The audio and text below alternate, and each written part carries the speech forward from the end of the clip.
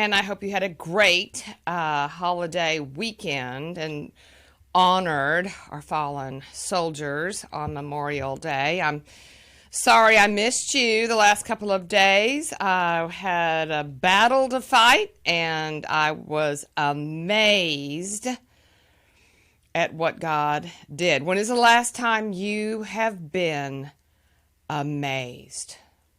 I mean, amazed by what God does. Well, we're going to continue to talk about that. My intention was to be here and talk through and work through the spiritual disciplines of 2 Chronicles 20, which we started last week, and we declared the fast, remember, from what Jehoshaphat was facing was sure defeat as Judah was being invaded. So he went into a fast and he was prepared, and we're going to talk about that, but we're going to talk more about being amazed at what God does. Sometimes he surprises us. And so today's message is fear not, stand amazed. So let's look at this amazement and this amazing God in 2 Chronicles 20. So I'm going to go through and just kind of refresh our memories on what has happened here with Jehoshaphat, who is king of Judah.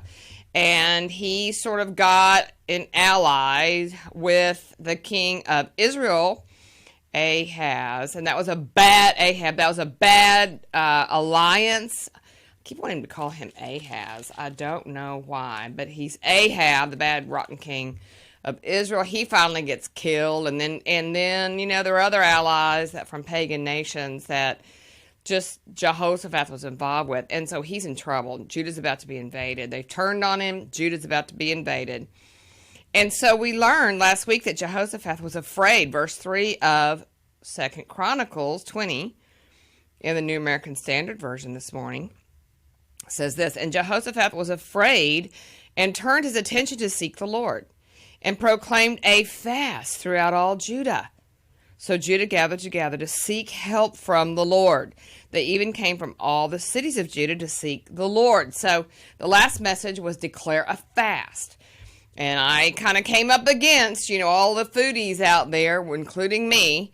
Our nation has a love affair with food, and my grocery bill certainly reflected that. So I'm as guilty as you might be, but the point is fasting needs to be a part of our regular life in Christ. And I know many of you might disagree with that it's an Old Testament principle. Well, Jesus said in the New Testament that his disciples didn't fast because he was with them, but when he leaves, they will. So I suppose that means me and you. So anyway, the point is that there was a fast declared. Then I made the point that his prayers are powerful after he fasted and after his whole nation fasted, all the cities and peoples. Okay, so Jehoshaphat in verse 5 stood in the assembly of Judah and Jerusalem in the house of the Lord before the new court. And he said, "O Lord, the God of our fathers, art thou not the God in the heavens?" I love this. Okay, we fast. We've got others around us fasting. We're bold before the Lord. We're going into the courts of heaven. I'll shout out to Crystal Trower this morning about this. We go boldly into the courts of heaven. And he asks the question. He reminds the Lord. He's like, "O Lord, the God of our fathers, art thou not God in the heavens? Art thou not ruler over all kingdoms of the nations? Power and might are in thy hand, so that no one can stand against thee." All right, so he is really bold here. This is a king who's had some issues, and he's coming back. He's back in the saddle. He's fasted, and now his prayers are powerful. So he says in verse 7, "Didst thou not, O Lord our God, drive out the inhabitants of this land before thy people Israel, and give it to the descendants of Abraham thy friend forever? And they lived in it, and have built thee a sanctuary there for thy name." Okay, so he is reminding God, imagine this, he is reminding the God of the universe, Yahweh, creator of all things, he is reminding him who he is and what he's done in the past for his people. What about that? I think that's powerful. Okay, God, I know I've repented, I've prayed, I'm fasting, I'm back in the saddle. And so aren't you the God that delivers us? I'm in trouble here. I'm the nation of Judah. We're supposed to be on the throne of David forever. I'm in trouble here. And so remember who you are. Remember your covenant. Remember your promises, regardless of how I've acted. Remember who you are, God.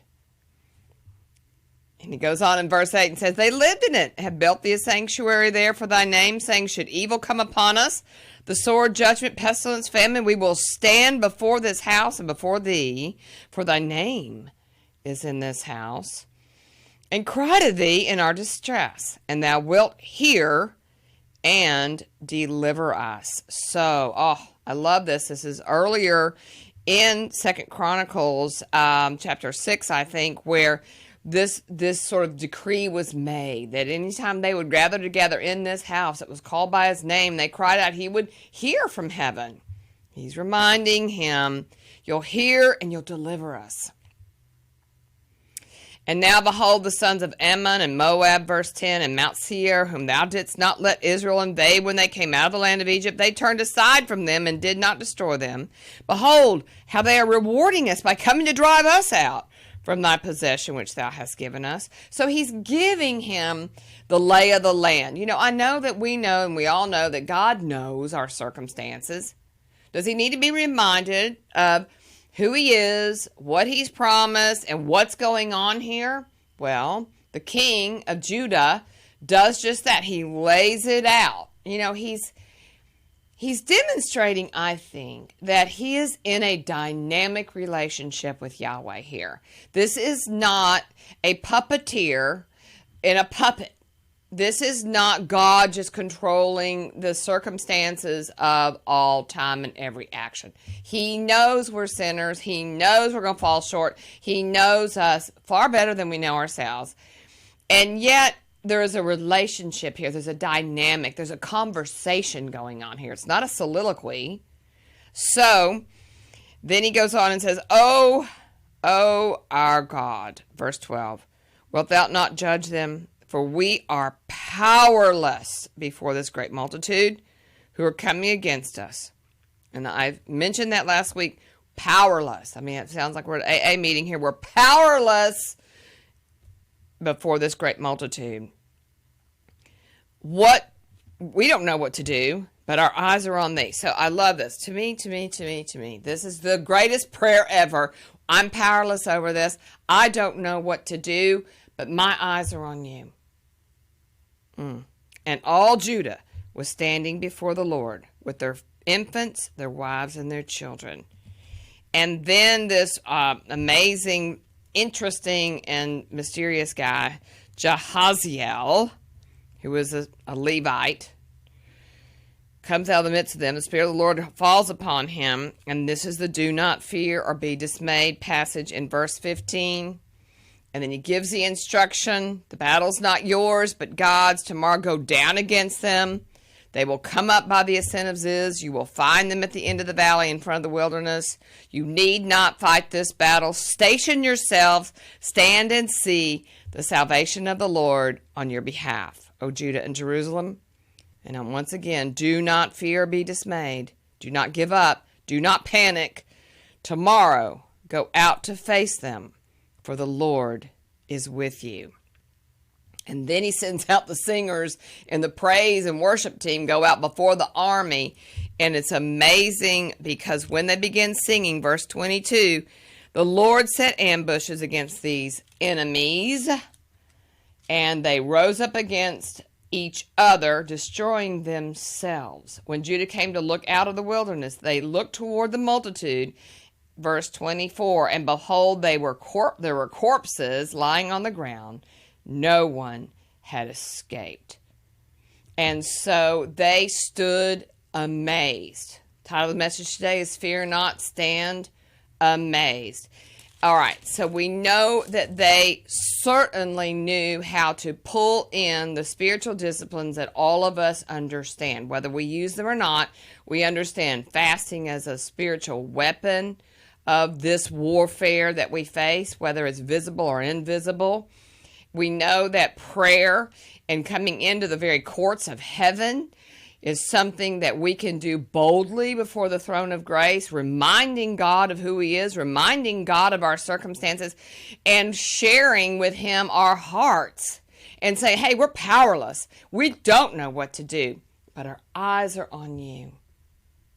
Have you been there lately? If not, you're not in the battle. We are all in a battle on behalf of ourselves or others. Certainly, you've got to know people who are in the battle, in some kind of battle. And you are prepared, and you are sent to go. And you don't know what you're up against because you don't understand. You know you're powerless. You don't know what to do, but your eyes are on him. And that is when we stand amazed.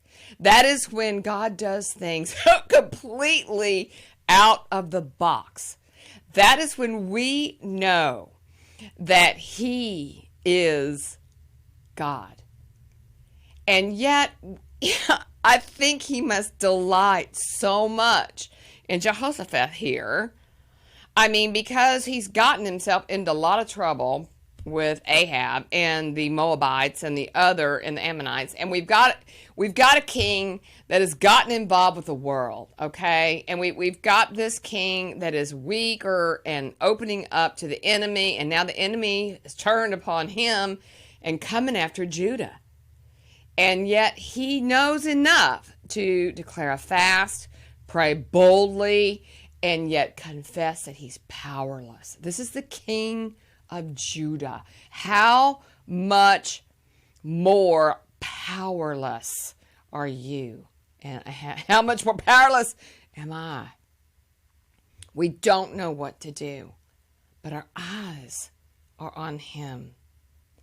And I believe with all my heart that he is bringing us back to this tender spot in our hearts, where we have got to understand that he is Yahweh and that we are powerless before the enemies that are around us unless our eyes are on him. We need to be prepared for the battle, but the battle is his. And I think that it's exciting to be in the battle on behalf of those around you. During this COVID-19 crisis and recovery, we still have battles, and we must be prepared. However, render yourself powerless. Confess that you don't know what to do, but keep your eyes fixed on the Lord. I'm reminded of that passage from Hebrews that we keep our eyes fixed on Jesus, the author and perfecter of our faith, who for the joy set before him endured the cross, despised the shame, and now sits down at the right hand of God and makes intercession for the saints. So fear not. Stand amazed. We'll see you soon.